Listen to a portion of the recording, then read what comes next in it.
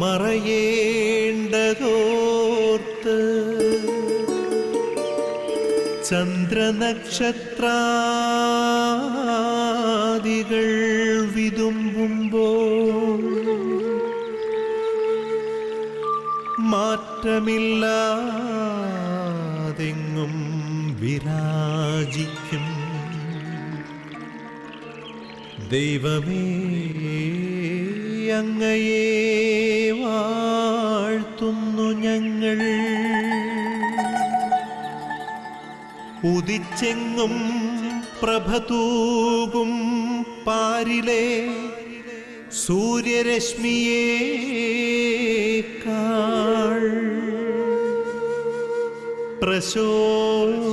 പ്രശോഭിച്ചെന്നും പ്രസാദമേകുന്ന ദൈവമേ, അങ്ങേ മഹിമാവെത്ര മനോജ്ഞം. മിശിഹായ സ്നേഹമുള്ള സഹോദരി സഹോദരങ്ങളെ, പ്രഭാത വിരുന്നിലേക്ക് ലോകമെമ്പാടുമുള്ള എല്ലാ പ്രേക്ഷകരെയും സ്നേഹപൂർവ്വം സ്വാഗതം ചെയ്യുന്നു. ഇന്ന് നാം പ്രത്യേകമാം വിധം ഈ പ്രഭാതത്തിൽ പ്രാർത്ഥിക്കുക, ദൈവവുമായിട്ട് എത്രമാത്രം നാം അടുത്ത് ഇടപഴകുന്നു, ഇല്ലെങ്കിൽ ആരാണ് നമ്മെ നയിക്കുന്നത്. പലപ്പോഴും നമ്മുടെ ജീവിതത്തിൽ നാം പലരും ചിന്തിക്കുന്നൊരു കാര്യമുണ്ട്, എങ്ങനെയാണ് ദൈവത്തോട് ചേർന്ന് നിൽക്കാൻ സാധിക്കുക എന്ന്. നമുക്ക് അങ്ങനെ ചിന്തിക്കുന്നവരെയും അതുപോലെ തന്നെ പല വിധത്തിലുള്ള സംശയങ്ങളുള്ളവരെയും കർത്താവിൻ്റെ കരങ്ങളിലേക്ക് സമർപ്പിക്കാം. അവർക്ക് വേണ്ടി പരിശുദ്ധ അമ്മയോട് മാധ്യസ്ഥം യാചിച്ച് പ്രാർത്ഥിക്കാം. പരിശുദ്ധമ്മയാണ് നമ്മുടെ പ്രഭാത വിരുന്ന് നമ്മെ നയിക്കുന്നത്, നമ്മുടെ മധ്യസ്ഥ. പരിശുദ്ധ അമ്മേ, പ്രത്യേകിച്ച് ഇങ്ങനെയുള്ള എല്ലാ വ്യക്തികളെയും സമർപ്പിച്ചുകൊണ്ട് ഞങ്ങളിതാ പ്രാർത്ഥിക്കുന്നു. നന്മ നിറഞ്ഞ മറിയമേ, സ്വസ്തി, കർത്താവ് അങ്ങയുടെ കൂടെ, സ്ത്രീകൾ അനുഗ്രഹിക്കപ്പെട്ടവളാകുന്നു, അങ്ങയുടെ ഫലമായ ഈശോ അനുഗ്രഹിക്കപ്പെട്ടവനാകുന്നു. പരിശുദ്ധ മറിയമേ തമ്പുരാൻ്റെ അമ്മേ, പാപികളായ ഞങ്ങൾക്ക് വേണ്ടി എപ്പോഴും ഞങ്ങളുടെ മരണസമയത്തും തമ്പുരാനോട് അപേക്ഷിച്ചുകൊള്ളണമേ. ആമേൻ. പരിമളത്തിനുറവയാം നറുസൗരഭ്യമാകട്ടെ ഞങ്ങളുമീ മണ്ണിൽ.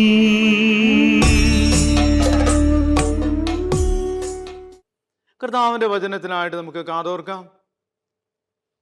പത്രോസ്ലീഹ തൻ്റെ 1-ാം ലേഖനത്തിൽ 2-ാം അധ്യായത്തിൽ 21 മുതൽ 25 വരെയുള്ള വചനം.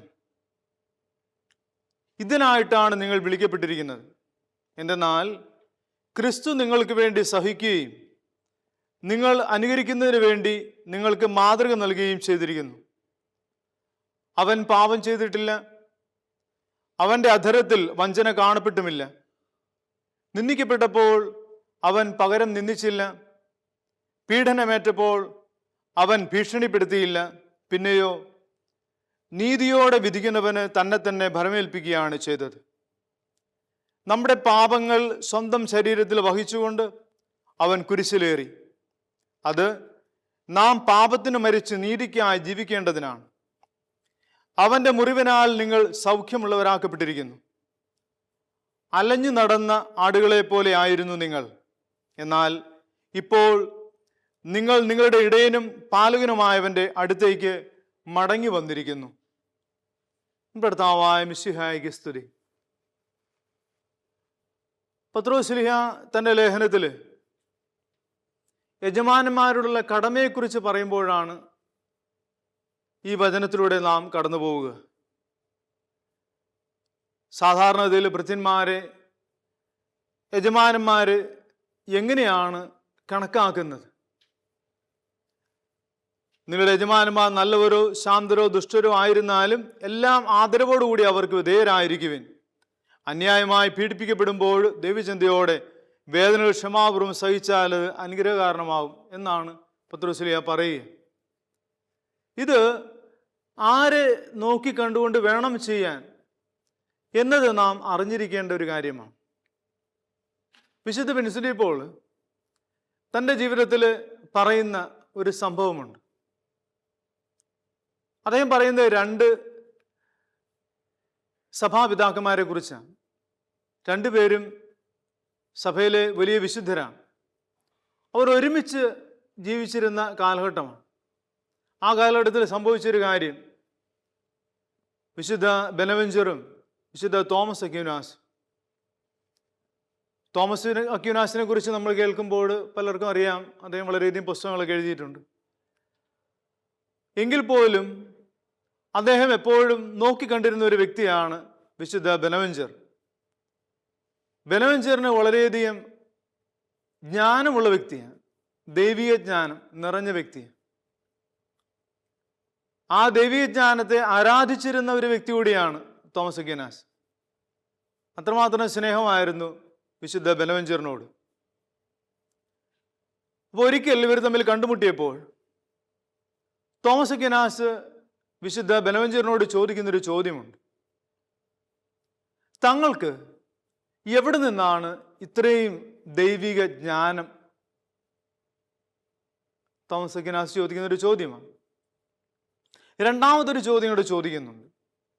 ഏത് പുസ്തകത്തിൽ നിന്നാണ് ഇദ്ദേഹത്തിന് ഇത് ലഭിക്കുന്നത്? ഇപ്പോൾ തോമസ് അക്യൂനാസ് പുസ്തകമൊക്കെ എഴുതുന്ന ആളും വായിക്കുന്ന ആളും ആയതുകൊണ്ട് ഇതുവരെയും കേട്ടിട്ടില്ലാത്ത ഏത് പുസ്തകമാണ് ഈ വിശുദ്ധ ബെനവെഞ്ചർ വായിക്കുന്നത് എന്നറിയാൻ ജിജ്ഞാസയോടെ ചോദിക്കുക. അപ്പോൾ വിശുദ്ധ ബെനവെഞ്ചർ വളരെ ശാന്തമായി അദ്ദേഹത്തെയും കൂട്ടിക്കൊണ്ട് പോവുക. അദ്ദേഹത്തിൻ്റെ എവിടെ നിന്നാണ് വിജ്ഞാനം ലഭിക്കുന്നത്, ഏത് പുസ്തകത്തിൽ നിന്നാണ് എന്നറിയാനായിട്ട് വളരെ ആകാംക്ഷയോടെ തോമസ് അക്യൂനാസ് വിശുദ്ധ ബെനവെഞ്ചറിൻ്റെ കൂടെ പോവുകയാണ്. അദ്ദേഹം കടന്നു ചെല്ലുന്നത് ഒരു പള്ളിയിലേക്ക് ചെന്നിട്ട് അവിടെ കിടക്കുന്ന തൂങ്ങപ്പെട്ട രൂപം കാണിച്ചുകൊണ്ട് ഒന്നും പറഞ്ഞില്ല, ചൂണ്ടിക്കാണിച്ചു. ഞാൻ കാണിച്ചു തരാമെന്ന് പറഞ്ഞ് കൊണ്ടുപോയത് കാണിച്ചത് മറ്റേ ആരെയുമല്ല, നമുക്കറിയാം, തൂങ്ങപ്പെട്ട ക്രിസ്തുവിൻ്റെ രൂപമാണ്. എനിക്ക് എൻ്റെ ജീവിതത്തിൽ ദൈവിക ജ്ഞാനം ലഭിക്കുന്നത് ഈ പുസ്തകത്തിൽ നിന്നാണ്. അദ്ദേഹം പറയാതെ പറഞ്ഞു. തോമസ് അക്യൂനാസിന് വളരെ വ്യക്തമായിട്ട് മനസ്സിലായി എന്നാണ് വിശുദ്ധ വിൻസെന്റ് പോൾ പറയും. എന്നിട്ട് വിശുദ്ധ വിൻസെന്റ് പോൾ പറയും, നമുക്കെല്ലാം ദൈവിക ജ്ഞാനം ലഭിക്കേണ്ടതും മറ്റെങ്ങുന്നുമല്ല ഈ പറയുന്ന ക്രിസ്തുവിൽ, സഹനത്തിൻ്റെ ക്രിസ്തുവിൽ, ക്രൂശിതനായ ക്രിസ്തുവിൽ നിന്നാണ്. അതായിരിക്കണം നിങ്ങളുടെ പ്രാർത്ഥന എന്നാണ് വിശുദ്ധ വിൻസെന്റ് പോൾ പറയുക. ഇതിനായിട്ടാണ് നിങ്ങൾ വിളിക്കപ്പെട്ടിരിക്കുന്നതെന്ന് വിശുദ്ധ പത്രോസ്ലീഹ പറയും. എന്തിനാണ്?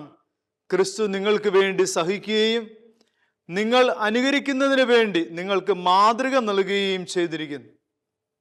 ക്രിസ്തു നൽകിയ മാതൃക ഈ പ്രഭാതത്തിൽ ഞാൻ നിങ്ങളോട് പറയുന്നത് മറ്റൊന്നുമല്ല. എന്താണ്? സഹിക്കുന്ന ക്രിസ്തു, ക്രൂശിതനായ ക്രിസ്തു, കുരിശിൽ പിടഞ്ഞ് എനിക്കും നിങ്ങൾക്കും വേണ്ടി മരിക്കുന്ന ക്രിസ്തു. ആ ക്രിസ്തുവാണ് നമ്മുടെ മാതൃക. നമ്മൾ പലപ്പോഴും മാതൃകയായിട്ട് കാണാൻ ആഗ്രഹിക്കുന്ന എന്താണ്? അത്ഭുതം പ്രവർത്തിക്കുന്ന ഈശോ, മറ്റുള്ളവർക്ക് അപ്പം ഇങ്ങനെ പറയുന്നതിന് മുമ്പേ കൊടുക്കുന്ന ഈശോ, അല്ലെ വെള്ളത്തിന് കടലിന് മീതെ നടക്കുന്ന ഈശോ, കുഷ്ഠരോഗിയെ സുഖപ്പെടുത്തുന്ന ഈശോ, പലവിധ രോഗങ്ങളാൽ ആകുലരായവരെയെല്ലാം ആശ്വസിപ്പിക്കുകയും അവർക്ക് രോഗവിമുക്തി നൽകുകയും ചെയ്യുന്ന ഈശോ. ഇങ്ങനെ സഹനത്തിൽ നിന്നും അകന്നു നിൽക്കുന്ന, എന്ത് ലഭിച്ചാലും അത് അനുഗ്രഹമായിട്ട് മാത്രം കാണുന്ന, അതിൽ മാത്രം കോൺസെൻട്രേറ്റ് ചെയ്യുന്ന, ശ്രദ്ധ കൊടുക്കുന്ന നമ്മുടെ മനസ്സിലേക്ക് കടന്നു വരേണ്ടത് ഇതൊന്നുമല്ല. പിന്നെ എന്താണ്? വിശുദ്ധ വിൻസെന്റ് പോൾ പറയുന്ന, തോമസ് അക്യൂനാസ് കേട്ട, വിശുദ്ധ ബെനവെഞ്ചർ പറഞ്ഞ ഒരേ ഒരു കാര്യമാണ്. അതാണ് പത്രോസ്ലീഹ പറഞ്ഞു വെച്ചത്, ഇതിനായിട്ടാണ് നിങ്ങൾ വിളിക്കപ്പെട്ടിരിക്കുന്നത്, ആ ക്രൂശിതനിലേക്ക് നിങ്ങൾ നോക്കുക എന്ന്. പ്രിയമുള്ളവരെ, അതുകൊണ്ടാണ് വിശുദ്ധരെല്ലാം തന്നെ ആ കുരിശുരൂപത്തിലേക്ക് നോക്കിയിട്ട്, പ്രഭാതത്തിൽ ആ കുരിശുരൂപത്തിലേക്ക് നോക്കിയിട്ട്, എനിക്ക് വേണ്ടി മരിച്ചവൻ, എൻ്റെ പാപങ്ങൾക്ക് പരിഹാരമായി എൻ്റെ രക്ഷയ്ക്ക് വേണ്ടി മരിച്ചവൻ, ഇന്നും എന്നെ രക്ഷിക്കാനായിട്ട് കുരിശിലായിരിക്കുന്ന യേശുവാണ് എൻ്റെ എല്ലാം എന്ന് ഏറ്റുപറയാൻ നമുക്ക് സാധിക്കണം. ഈ പ്രഭാതത്തിൽ ആ ഏറ്റുപറച്ചിലാണ് നമ്മെ ജീവിതത്തിൽ നയിക്കേണ്ടത്. അപ്പോഴെന്താണ് സംഭവിക്കുക? ഈ പ്രഭാതത്തിലൂടെ നമ്മൾ കടന്നു പോകുന്നു, ഈ ദിവസം മുഴുവൻ നമ്മൾ കടന്നു പോകുന്നു. ആ സമയമൊക്കെ എന്ത് പ്രതിസന്ധികൾ ജീവിതത്തിൽ കടന്നു വന്നാലും, ആരെല്ലാം നമ്മെ തിരസ്കരിച്ചാലും, ആരെല്ലാം നമ്മെ മാറ്റി നിർത്തിയാലും, ദൈവം നമുക്കായിട്ട് നൽകാൻ ആഗ്രഹിക്കുന്നത് തരാനായിട്ട് നമുക്ക് വേണ്ടി മാത്രം കാത്തിരിക്കുന്ന ക്രൂശിതനായ യേശു ഉണ്ട്. നമുക്ക് ഏത് സഹനം വന്നാലും ആ സഹനത്തെ സ്വീകരിക്കാനുള്ള കൃപ നൽകുന്നവനാണ് ഈശോ. സഹന ശക്തി നൽകുന്നത് മറ്റാരുമല്ല, ക്രിസ്തു അല്ലാതെ മറ്റാരുമല്ല. മദർ തെരേസ പോലും പറഞ്ഞ എന്താണ്? മുറിവുകൾ കാണുമ്പോൾ, രോഗികളെ കാണുമ്പോൾ, അഴുക്ക് പിടിച്ച മനുഷ്യരെ കാണുമ്പോൾ, വേദനയിൽ അലറി കരയുന്ന മനുഷ്യരെ കാണുമ്പോൾ അവരെല്ലാം മാറോട് ചേർത്ത് മദറിന് ചേർത്ത് നിർത്താൻ സാധിച്ചത് മറ്റൊന്നുമല്ല, അവരെല്ലാം ആ ക്രൂശിതനായ ക്രിസ്തുവിനെ കണ്ടതുകൊണ്ട് മാത്രമാണ്. ആ ക്രൂശിതനെ നമ്മുടെ ജീവിതത്തിൽ കാണുമ്പോൾ തീർച്ചയായും നമുക്ക് ശക്തി ലഭിക്കുക മാത്രമല്ല, മറ്റുള്ളവരെ സഹായിക്കാനുള്ള കൃപ കൂടി നമുക്ക് ലഭിക്കുക ചെയ്യും. അല്ലാതെ ആർക്കും അവൻ്റെ ശക്തിയുണ്ടോ അവളുടെ ശക്തികളുണ്ടോ ഒരു കാര്യവും ഒരു നന്മയും ഈ ലോകത്ത് ചെയ്യാൻ സാധിക്കുകയില്ല, സാധ്യവുമല്ല. ഇതെല്ലാം സാധിക്കുന്നത് മറ്റൊന്നും കൊണ്ടല്ല, ക്രിസ്തുവിൻ്റെ ആ സഹനം നാം കാണുമ്പോൾ, കേൾക്കുമ്പോൾ, അത് നമ്മുടെ ജീവിതാനുഭവമായിട്ട് മാറ്റുമ്പോൾ മാത്രമാണ് ക്രിസ്തു നമ്മിൽ ജനിക്കുന്നതും ക്രിസ്തുവിൻ്റെ സഹനം നമുക്ക് പേറി മുന്നോട്ട് പോകുമ്പോൾ മറ്റുള്ളവർക്ക് സമാധാനവും ആശ്വാസവുമായി നമ്മുടെ ജീവിതം മാറുന്നത്. നമ്മുടെ ജീവിതത്തെ മറ്റുള്ളവർക്ക് ആശ്വാസമാക്കി മാറ്റേണ്ടവരാണെന്ന് അതിനാണ് ഈ ദിവസം നമുക്കായിട്ട് നൽകുന്നത്. ഈ പ്രഭാതത്തിൽ ഈ ഒരു ബോധ്യത്തോടെ നമ്മുടെ ജീവിതത്തെ മുന്നോട്ട് കൊണ്ടുപോകാൻ നമുക്ക് സാധിക്കട്ടെ. അതുകൊണ്ടാണ് പത്രോസ്ലീഹ വ്യക്തമായിട്ട് പറയുന്നുണ്ട്, എന്താണ്? നിന്ദിക്കപ്പെട്ടപ്പോൾ അവൻ പകരം നിന്ദിച്ചില്ല, പീഡനമേറ്റപ്പോൾ അവൻ ഭീഷണിപ്പെടുത്തിയില്ല, പിന്നെയോ നീതിയോടെ വിധിക്കുന്നവന് തന്നെ തന്നെ ഭരമേൽപ്പിക്കുകയാണ് ചെയ്തത്. നമ്മെ തന്നെ തന്നെ കർത്താവിൻ്റെ കരങ്ങളിൽ ഭരമേൽപ്പിച്ചുകൊണ്ട് ഈ പ്രഭാതത്തിൽ മുന്നോട്ട് പോകുമ്പോൾ ആരെയും നിന്ദിക്കാൻ നമുക്ക് സാധിക്കില്ല. ആരെങ്കിലും നമ്മെ പീഡിപ്പിക്കാനായിട്ട് കടന്നു വന്നാൽ പോലും അതൊന്നും ഒന്നുമല്ല എന്നുള്ള ബോധ്യത്തോടെ പുഞ്ചിരിയോടെ സ്വീകരിക്കാൻ സാധിക്കുമ്പോൾ അവർ പോലും ഭയവികലരായി മാറിപ്പോകുന്ന എത്രയോ അനുഭവങ്ങൾ എത്രയോ വിശുദ്ധർ പങ്കുവച്ചിട്ടുണ്ട്. പ്രിയമുള്ളവരെ, നമ്മോട് അത് തന്നെയല്ലേ പറയുക? നാം എവിടെ കടന്നു ചെന്നാലും ദൈവത്തിൻ്റെ ഒരു കരം നമ്മുടെ കൂടെ ഉണ്ടാകും. എത്ര സഹനത്തിലൂടെ കടന്നു പോയാലും അത് സന്തോഷമാക്കി മാറ്റുന്ന, വേദനയിൽ ആശ്വാസമാക്കി മാറ്റുന്ന, രോഗാവസ്ഥയിൽ നമ്മെ സൗഖ്യപ്പെടുത്തുന്ന വലിയൊരു കരം നമ്മോട് കൂടെയുണ്ട്. ആ സഹനത്തിലൂടെ കടന്നു പോകുമ്പോൾ മാത്രമേ ആ അനുഭവം ഉണ്ടാകൂ. നമുക്ക് ഈ പ്രഭാതത്തിൽ ഈ ദിവസത്തെ മുഴുവനായിട്ട് സമർപ്പിച്ച് പ്രാർത്ഥിക്കാം. പ്രാർത്ഥനയുടെ നിമിഷങ്ങളിലേക്കും കടന്നു പോകാം. എന്താണ് പ്രാർത്ഥിക്കേണ്ടത്? തീർച്ചയായും ആ ക്രൂശിതനിലേക്ക് നോക്കിക്കൊണ്ട് നമുക്ക് പ്രാർത്ഥിക്കാൻ സാധിക്കട്ടെ. കർത്താവേ, നീ എനിക്ക് വേണ്ടിയാണ് കുരിശു ചുമന്നത്, എനിക്ക് വേണ്ടിയാണ് പീഡനങ്ങൾ സഹിച്ചത്, എനിക്ക് വേണ്ടിയാണ് നീ ക്ഷതങ്ങൾ സ്വീകരിച്ചത്, എനിക്ക് വേണ്ടിയാണ് നീ വേദന സ്വീകരിച്ചത്, എനിക്ക് വേണ്ടിയാണ് നീ രക്തം ചൊരിഞ്ഞത്, എനിക്ക് വേണ്ടി 3 ആണികളിൽ കുരിശിൽ തറയ്ക്കപ്പെട്ടു. ആ വേദനയും എനിക്ക് വേണ്ടി തന്നെ. അവസാനം നീ കുരിശിൽ കിടന്നുകൊണ്ട് അവസാനത്തെ തുള്ളി രക്തം വരെ എനിക്കായി ഒഴുക്കി. അത് എൻ്റെ രക്ഷയ്ക്ക് വേണ്ടി, എൻ്റെ നന്മയ്ക്ക് വേണ്ടി, എന്നെ നന്മയിൽ നയിക്കുമ്പോൾ മറ്റുള്ളവരെയും നന്മയിലേക്ക് നയിക്കാനുള്ള കൃപ നൽകി എന്നെ അനുഗ്രഹിക്കുന്നതിനോർത്ത് കർത്താവേ, നിനക്ക് നന്ദി പറയുന്നു. നമുക്ക് പ്രാർത്ഥിക്കാം. പിതാവേ, സ്നേഹാഗ്നിയാൽ ജ്വലിക്കട്ടെ മക്കളാ ഞങ്ങളെല്ലാം.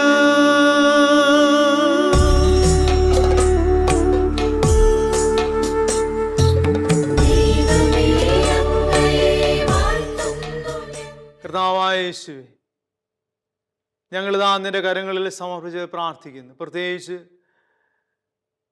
എല്ലാ വിശുദ്ധരെയും നിന്റെ കരങ്ങളിൽ സമർപ്പിക്കുകയാണ്. അവരിലൂടെ ഞങ്ങൾക്ക് ലഭിക്കപ്പെട്ട വളരെയധികം വരദാനങ്ങളുണ്ട്. വിശുദ്ധ വിൻസെൻ്റ് പോൾ പറഞ്ഞതുപോലെ ആ സഹനത്തിൻ്റെ പാതയിലൂടെ കടന്നു പോകുമ്പോഴാണ് പ്രാർത്ഥനയ്ക്ക് ബലമുണ്ടാവുക. തീർച്ചയായും വിശുദ്ധരോട് ചേർന്ന് ഞങ്ങളിതാ പ്രാർത്ഥിക്കുന്നു. പ്രത്യേകിച്ച് ഞങ്ങളുടെ ഭാരതത്തിൻ്റെ അപ്പോസ്തലനായ വിശുദ്ധ തോമാസ് ശ്ലീഹ ഈ ഭാരതത്തിലേക്ക് കടന്നു വന്നത് യേശുവിൻ്റെ സഹനം ഞങ്ങൾക്ക് കാണിച്ചു തരാനാണ്. അത് ജീവിതത്തിലൂടെ ഞങ്ങൾക്ക് കാണിച്ചു തന്നു. താനും മറ്റൊരുവരാൽ കുന്തത്താൽ കുത്തപ്പെട്ട് മരിക്കുന്ന ഞങ്ങളുടെ അപ്പസ്തോലൻ, അങ്ങനെ യേശുവിനെ സാക്ഷിയായി തീർന്നവൻ രക്തസാക്ഷിയായി തീർന്നു. അങ്ങനെ ഞങ്ങളോട് പറഞ്ഞു തന്നു, ക്രിസ്തുവിൻ്റെ സഹനത്തിലൂടെ ആണ് പ്രാർത്ഥനയ്ക്ക് ബലമേകുന്നത്, പ്രാർത്ഥന ബലവത്തായി തീരുന്നത്, ശക്തി പ്രാപിക്കുന്നത് എന്ന്. കർത്താവായ യേശുവേ, സകല വിശുദ്ധരോടും ചേർന്ന് ഞങ്ങളിതാ നിന്നെ സ്തുതിക്കുകയും ആരാധിക്കുകയും നന്ദി പറയുകയും ചെയ്യുന്നു. പ്രത്യേകിച്ച് ഞങ്ങളിതാ മാധ്യസ്ഥം വ്യാഴ്ച പ്രാർത്ഥിക്കുന്നു.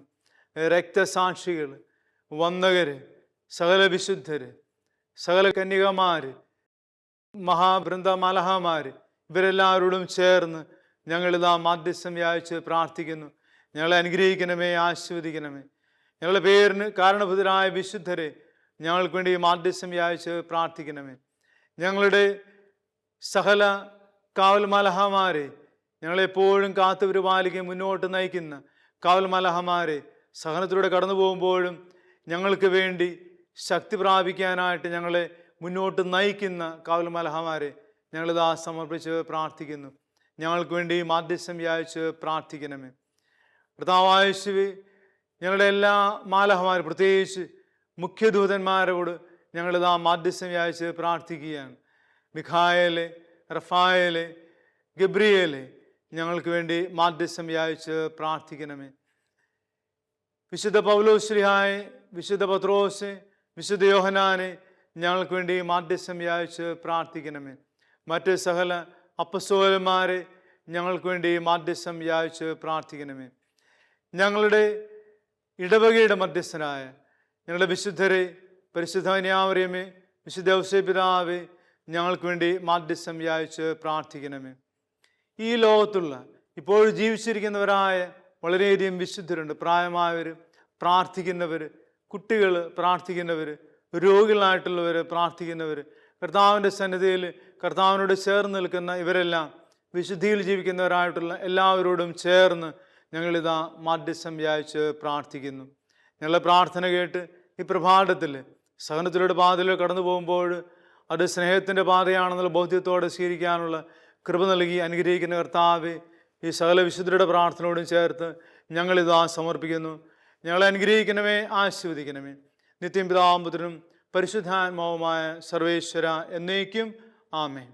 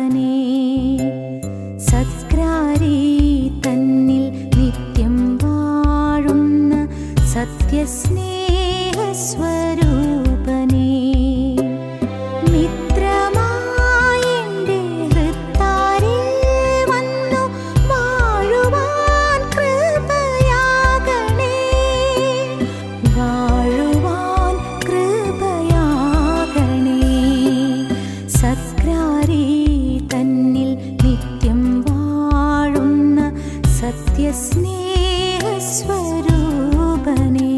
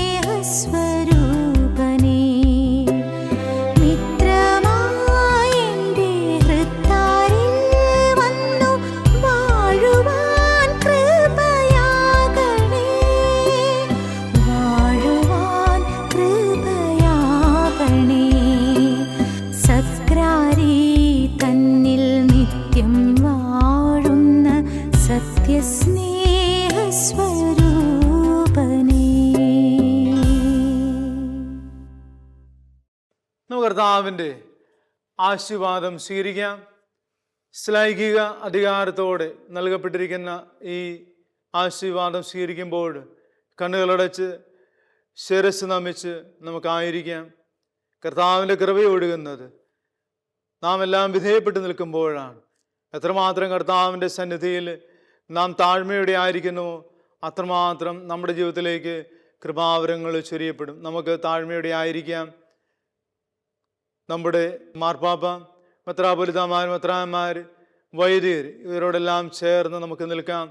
അവരിലൂടെ ലഭിക്കപ്പെട്ട അല്ലെങ്കിൽ കർത്താവിൽ നിന്ന് ലഭിക്കപ്പെട്ട ആ കൈവപ്പ് ശുശ്രൂഷ നമ്മുടെ ജീവിതത്തിലേക്ക് ഉണ്ടാകാൻ അവരെയും സമർപ്പിച്ച് അവരുടെ ചേർന്ന് നിന്നുകൊണ്ട് സകല വിശുദ്ധരോടും ഈ ലോകത്തിലുള്ള എല്ലാ വിശുദ്ധരോടും ചേർന്ന് നിന്നുകൊണ്ട് നമുക്ക് മാധ്യസ്ഥം വ്യാഴ്ച പ്രാർത്ഥിക്കുകയും ഈ ആശീർവാദം സ്വീകരിക്കുകയും ചെയ്യാം.